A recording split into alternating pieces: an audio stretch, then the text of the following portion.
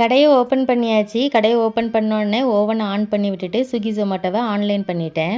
Swiggy ஜொமேட்டோவில் நம்ம opening time closing time set பண்ணியிருப்போம். அந்த டைமில் கரெக்டாக ஓப்பன் பண்ணி அந்த டைமில் கரெக்டாக க்ளோஸ் பண்ணணும். அப்போ தான் நம்மளோட கடைக்கு விசிபிலிட்டி காமிச்சு ஆர்டர் கிடைக்கும். அதுக்கப்புறம் ஒரு மீடியம் பீஸா ஆர்டர் வந்தது.